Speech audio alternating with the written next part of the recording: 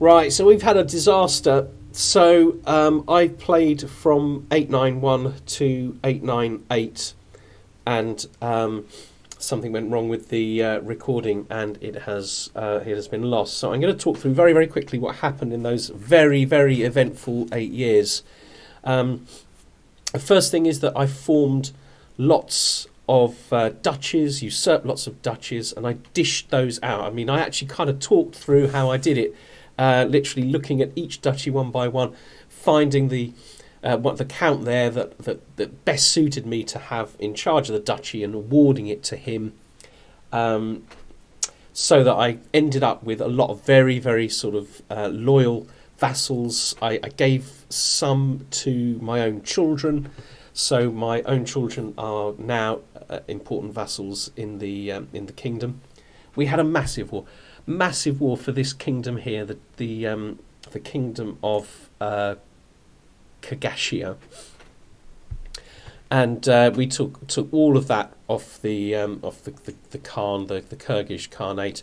So you see, we're forming increasingly a very, very clear kind of empire. We had a little battle here for this duchy here. I've literally just taken that, took that duchy, handed that over to somebody. There's a duchy down here, I think, called Archangel or something, or Arkangai.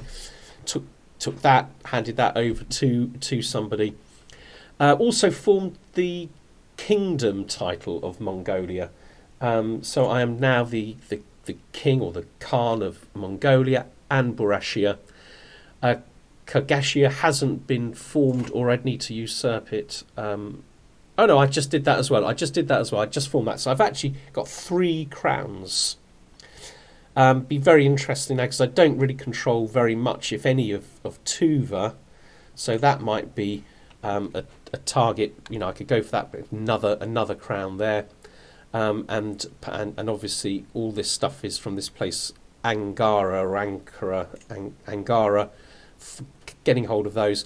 And these are all relatively small and weak realms. You know, I'm going to be able to do it. There's the only thing is time, isn't it? To take these places and to tidy up, really, this hunk of land. And I think at some point, when I'm doing that, reasonably soon, I'm going to come to the point where I have 69 de jure counties from the Empire of Mongolia. I'm going to form that empire, and I will then be an emperor with about 75, 80 titles. I will be very, very close then to be able to achieve the target of becoming greatest of Khans, although I need 100 for that. So it won't take me all that long. The thing that might slow me down is that I can no longer do kingdom conquests. So if I look at the Khan here, who is pitifully weak. Yeah, I obviously have a treaty with him, a truce at the moment, but I've lost him. He's pitifully weak. I could easily take land off him, but obviously I've got to wait for the 5 years to be over. But I can't do the kingdom thing. I can't do the subjugation. It can only be done once per lifetime. Chieftain Ituk's claim is the Kyrgyz Khanate. He's got the whole thing. But if I give him that, he will outrank me. So there's no point in me doing that. The only way I could perhaps do this in one go is to become his liege. If I swear fealty, I'm not sure he is the Khan. I'm a little bit confused. Who is the Khan? Hang on, let's just get off these characters. Right, he is the Khan. Okay. If I swear fealty, I can become like inside, and I think I could probably do some sort of a faction to place myself onto the throne. I'm tempted to do that and to speed things up, but I think, you know, we're going down the route of like mass warfare. So I think what I'm going to do is I'm going to sign off here. I'm going to attack all of these little counties and duchies and take most of them, if not all of them, over. Maybe go as far as Narim. I'm going to see, and I'm going to find out how many counties that adds up to. I'm going to form the Empire of Mongolia. I already own a very, very large chunk of it, and I think once I own the Empire of Mongolia, I think I might be able to vassalize a few people. We got a guy here, Tulan. He's already quite close to being interested in being vassalized. So there's a definite possibility, I think, once I'm the emperor, to vassalize, to make my heirs, my children, kings, and they can be as warlike as they want, and they can go and expand the kingdom for me, and then I'll just be preparing for the next war against the Kyrgyz Khanate. But as soon as I get to 100, I'm going to be hitting that decision. We got the strategist. That makes me a very, very good military commander. Press on.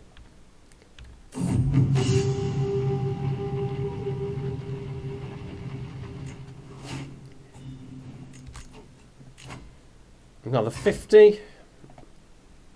Okay, let's do it then. Titles that can be created. Empire of Mongolia. I think we now have 69. Is there anybody prepared to be vassalized? No, but my money's gone up again. He might. I mean, he's so close. Let's sway this guy.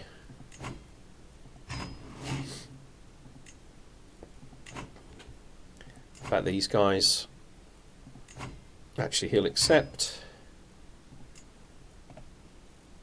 They won't. Not quite sure why. Oh, because they're a part of this this bigger thing over here. I don't think this is in the Mongolian Empire. No, okay, all right. So I'm going to gain a little bit. What about this guy? He hates me. But only because we recently waged war. Oh, we're different faiths. Okay. What is my... But we now have 70. We only need 30 more in order to achieve this. And to be fair, Kagan, that's probably him. 7 months. Yeah, 7 months. 7 months from now we can take another bite out of this, but in the meantime, and our military is almost up to full strength, so let's get it up to full strength. Okay, so there's lots of things that I obviously need to do here. I've got to sort out my sort of structure, my title structure, lots and lots of work to do. But let's just have a look at my character. So I am now Genghis Khan. Kagan Tom, first ever patron subscriber, Genghis Khan of the Mongol Empire, one of my most successful leaders ever. Amazing stats. I think it just comes from living a long time, doesn't it? A massive pile of children, mostly boys. There's 2 girls there, mostly boys. And we've got some very, very clear kind of objectives now. Actually, what I'm going to do is I'm going to use this huge army, which we'll have a look at in a moment, and I'm going to conquer a huge empire, and I'm going to dish out whole kingdoms to these boys and make them independent, leave them behind, just to build like a massive dynasty in my wake as I kind of invade my way across Europe, aiming to take out like massive empires like Khazaria. This guy here, only 6,000. Only 6,000, army of 6,000. You can take him out absolutely no trouble at all. Take it over, dish out some of the kingdom empire titles, make my sons independent, getting all the kind of kind of fame. It's going to be absolutely brilliant. I myself am going to be looking for somewhere to settle. Maybe down here in India. Work my way through through China, down into India, and form that empire, the Rajasthan Empire, and that's going to be the one where I'm going to sort of build tall, if you like, leaving behind a whole string of empires, kingdoms in my wake, controlled by people from my own dynasty. That's the kind of the plan. Let's just have a look at some of the casus belli. Like, let's say I wanted to declare war on this guy. We can now do the Mongol invasion of a kingdom. So this is a special casus belli that we've got because we become Khan of Khans. It's dirt cheap. I can go for the Khanate, or I can go for the kingdom here.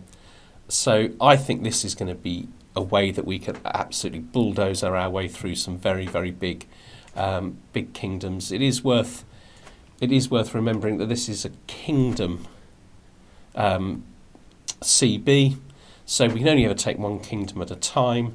But look, that's so tempting for that to be our next target.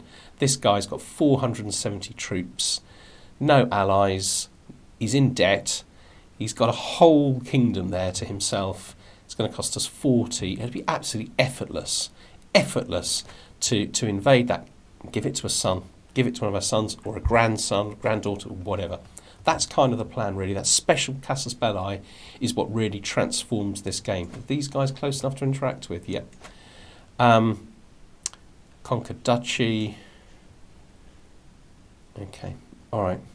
Not quite sure how that casus belli works, but it certainly seems to be giving me the options of attacking whole kingdoms, and I think I can reuse it, unlike the normal one, which you can only use once per lifetime. Let's just have a look at the military.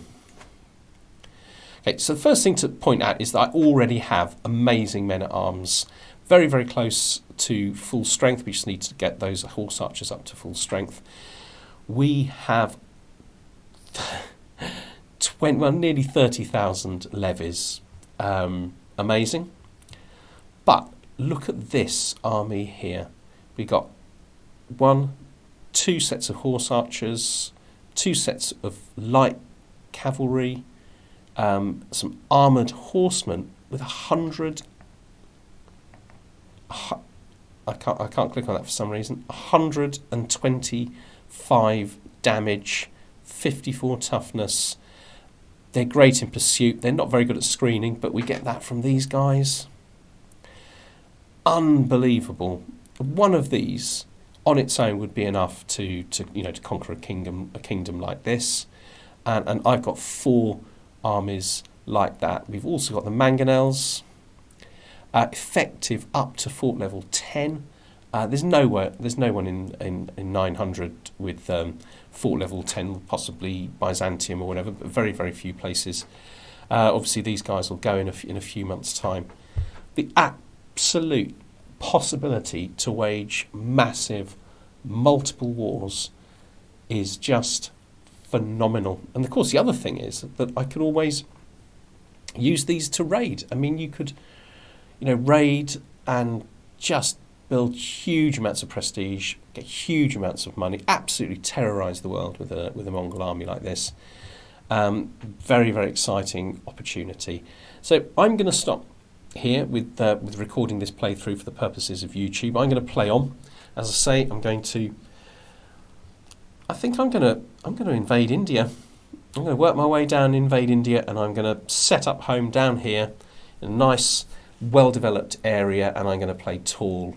But in my wake, every single kingdom I pass, I will give to somebody in my dynasty. So we are going to be getting absolutely tons of renown. And of course, we actually had very little of it so far, but it means that we'll be working our way up through the renown tree. I don't know what else to call it. The legacies. Yeah, working our way through the legacies. Well, thanks for watching. Next week we're going to be doing a Rurik. We're going to be going to Novgorod, and we're going to be starting one of those scenarios that's been set up in the base game, and well, see if we can form Russia. If you are still watching at this point, please like and subscribe, and we'll see you with a little bit of luck next week. Thanks very much. Bye bye.